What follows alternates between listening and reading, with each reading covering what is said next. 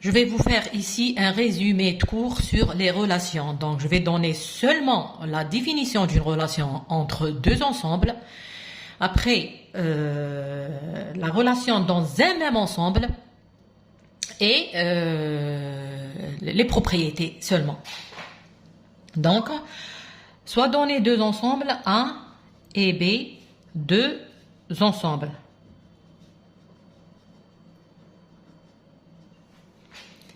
On appelle relation R de A vers B une association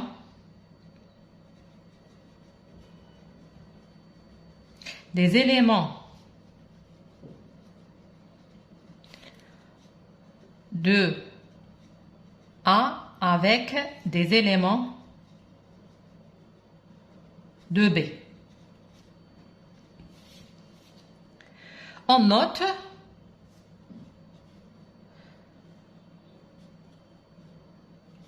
si A, petit a est un élément de A, est en relation avec B, petit b qui est dans B. Alors, si A est en relation avec, on note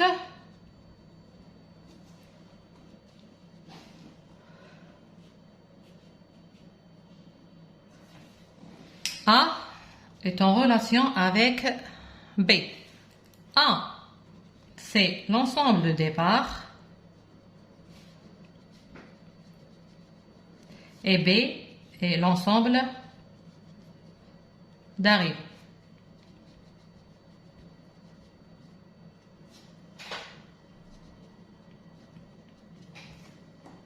Exemple, soit A la relation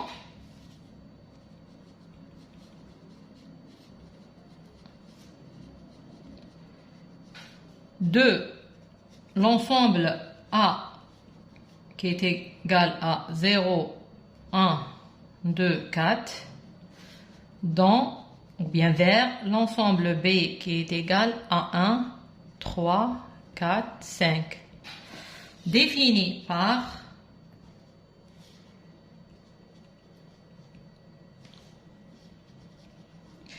A est en relation avec B équivalent à A plus B est inférieur ou égal à 4. On va voir les éléments de A qui sont en relation avec B. Donc, on commence par le 0. 0 est en relation avec 1, parce que 0 plus 1, ça ne dépasse pas le 4. Donc, 0 est en relation avec 1. 0 avec 3, ça marche. 0 avec 4, ça marche, parce que si on a inférieur strict, le 0 ne sera pas en relation avec 4, mais inférieur ou égal, donc 0 plus 4 est inférieur ou égal à 4. La relation est satisfaite, donc 0 est en relation avec 4.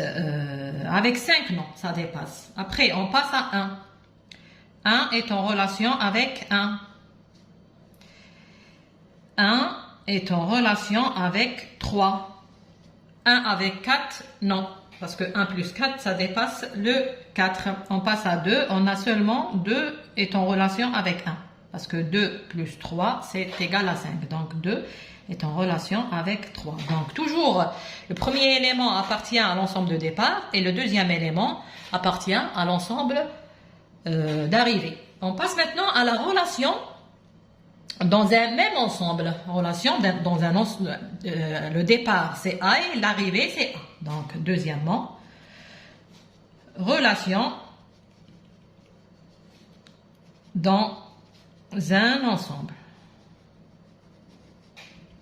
Définition.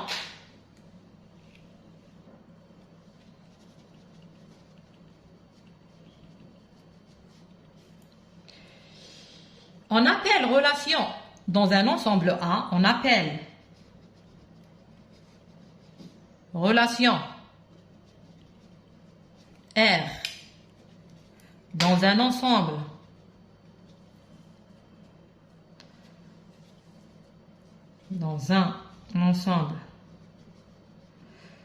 A, une relation de A vers A. Une relation de A vers A. On dit que R est une relation binaire. Exemple. Exemple d'une relation binaire.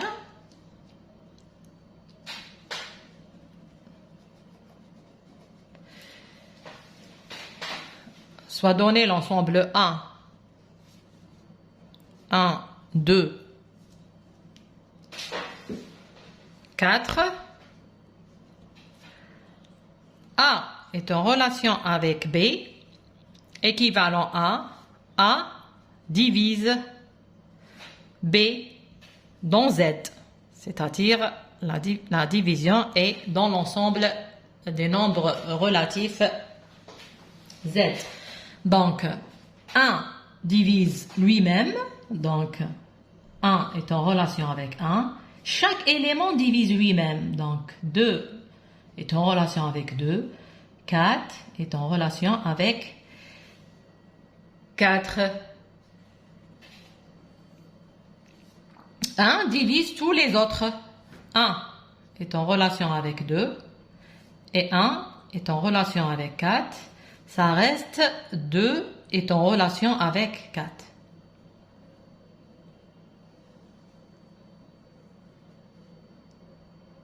Voilà.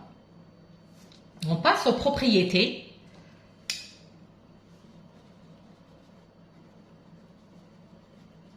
Le plus important de ce résumé, parce que on va voir un exercice où on vous demande d'étudier les propriétés d'une relation donnée. Donc, on dit que la relation R définie dans A est, on dit que la relation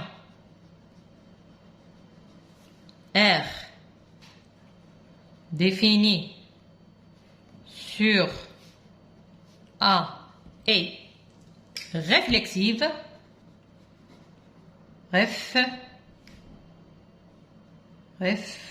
réflexive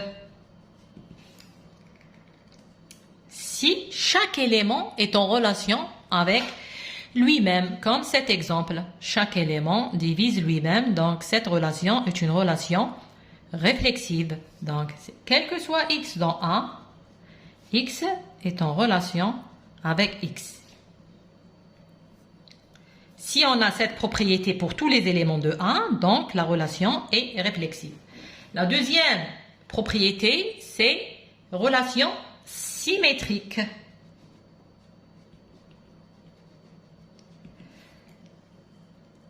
Si, quel que soit x dans A, quel que soit y dans A, si x est en relation avec y, implique que y est en relation avec x.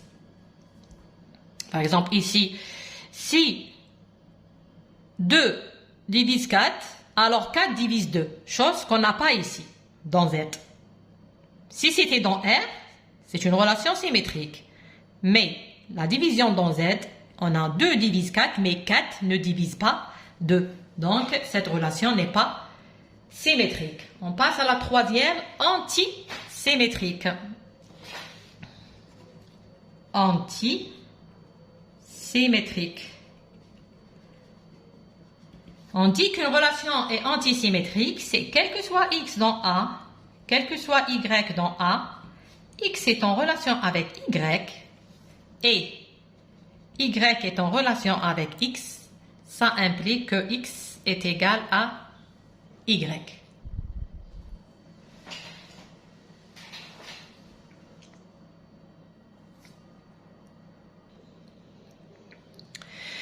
Cette relation de l'exemple est une relation anti-symétrique parce que si A divise B et B divise A, nécessairement on a A est égal à B. Parce que si on regarde l'exemple, si A divise B et B divise A, ça implique que il existe K ici dans N, parce que il s'agit les trois nombres sont des relatifs positifs. Donc, il existe K dans N tel que A est égal à, alors on a dit tel que B est égal à A divise B. Donc, B est égal K A. Et B divise A est égal K prime B. Le K est dans N et le K prime est dans N. Ça implique, on remplace A par sa valeur ici, ça va nous donner égal à K prime B. K prime dans N. Ça implique que K prime est égal à 1. Produit de deux naturels est égal à 1 si et seulement si les deux sont égaux à 1, implique que K égale à K prime égale à 1. Ça va nous donner K égale à K prime égale à 1 que B est égal à A et A est égal à B, donc A est égal à B. Donc ça c'est entre parenthèses la relation de notre précédent exemple est antisymétrique. Donc jusqu'à maintenant elle est réflexive, elle n'est pas symétrique et elle est antisymétrique. La troisième et la quatrième et la dernière relation, il s'agit de la transitivité. Transitive, une relation est transitive. Donc, la transitivité, on a besoin de trois éléments, X, Y et Z. Donc, quel que soit X dans A, quel que soit Y dans A, quel que soit Z dans A. Si X est en relation avec Y et Y est en relation avec Z, ça implique que X est en relation avec Z. Donc, si on a cette propriété, on dit que la relation est transitive. Revenons toujours à notre exemple. Donc, les propriétés, c'était avec X, Y, Z. Et l'exemple, je vais prendre A, B et C. Donc, toujours entre parenthèses, un exemple. Si dans notre relation A étant soit donné A dans A, B dans A, C dans A est en relation avec B et B est en relation avec C, ça implique que, alors, A divise B, donc B est égal K A. K est dans N. Dans N parce qu'il s'agit seulement des relatifs positifs. Si c'était avec les négatifs, on prend K dans Z. Et B est égal à... alors, B est en relation avec C. Donc, B divise C. Donc, C est égal à B K prime. K prime aussi dans N. Donc, on remplace ici, on remplace B par sa valeur là. Donc, on aura C est égal B. Alors, on remplace B par KA. Donc, KA K prime qui est égal, donc ça implique que C est égal K prime, un naturel, produit de deux naturels est un naturel, parce que le produit est une loi interne dans N, donc fois A. Ça implique, donc, puisqu'il existe un naturel tel que C est égal, ce naturel fois A, implique que A divise C, implique que A divise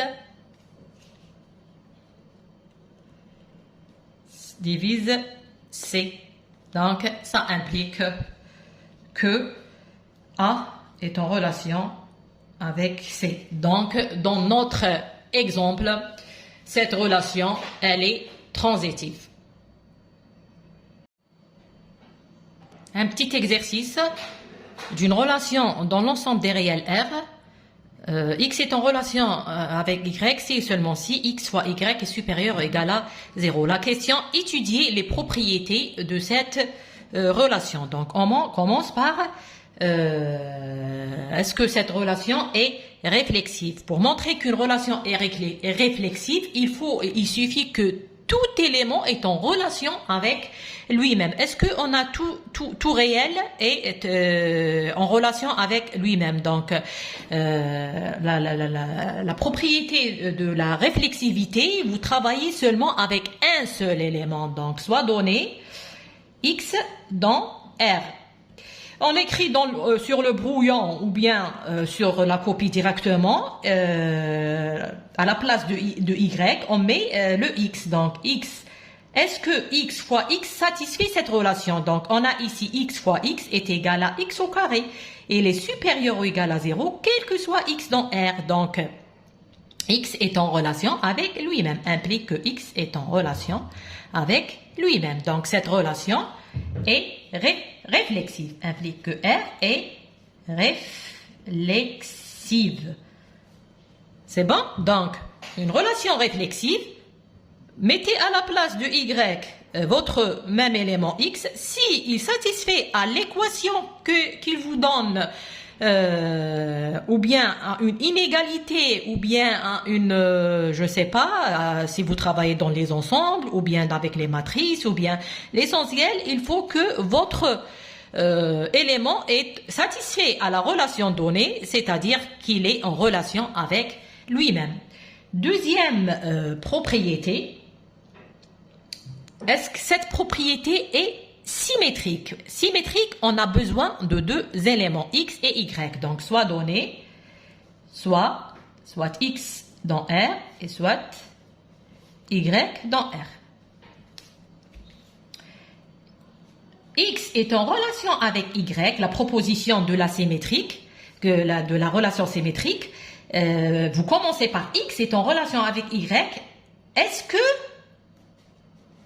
ça implique, point d'interrogation, est-ce que ça implique que Y est en relation avec X? Alors, on commence par le premier membre de cette implication. X est en relation avec Y. Si on arrive à Y est en relation avec X, donc cette relation est symétrique. X est en relation avec Y, ça veut dire que X fois Y est supérieur ou égal à 0. La multiplication dans R est abélienne, commutative, ou bien abélienne, commutative dans R. Ça, alors la commutativité, ça nous a permis d'écrire Y fois X est aussi positive. Et ça c'est quoi? C'est Y est en relation avec X. Donc cette relation est symétrique.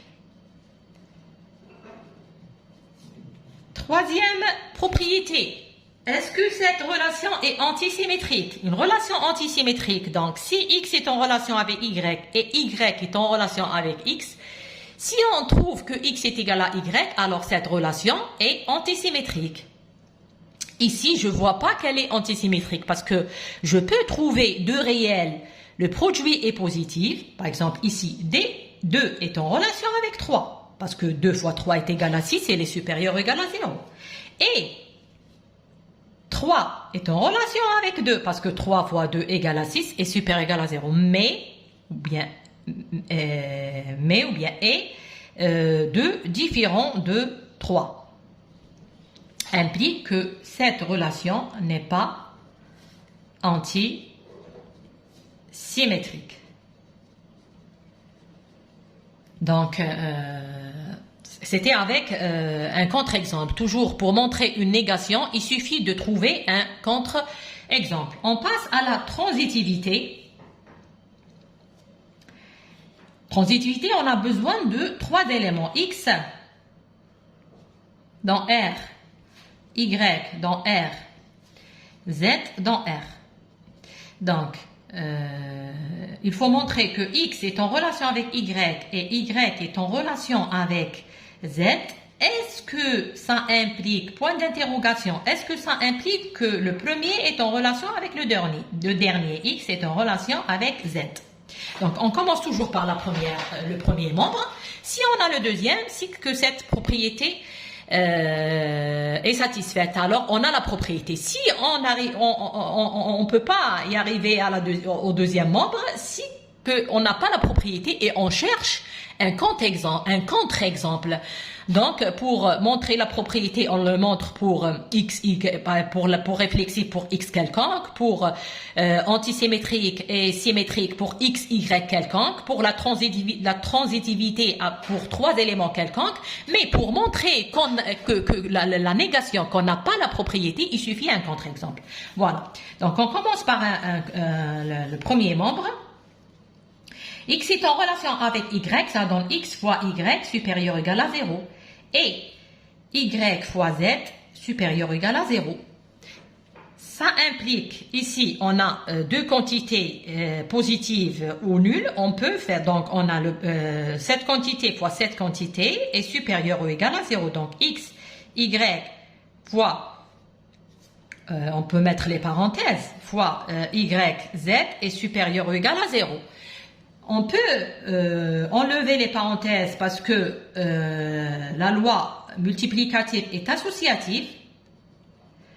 Donc, on peut enlever les parenthèses. On aura x, y, z supérieur ou égal à 0. Ça implique que x, y au carré, z supérieur ou égal à 0. Et puisque le y au carré, il est supérieur ou égal à 0, quel que soit y dans z, parce qu'on a le carré, ça implique, alors, un positif fois une quantité qui donne quelque chose de positif, c'est-à-dire que cette quantité, elle est aussi positive. On peut ici permuter parce que toujours la loi multiplicative est commutative. Donc, la chose qui est x fois z est supérieur ou égal à 0 implique que x est en relation avec z. Donc, cette relation, elle est transitive.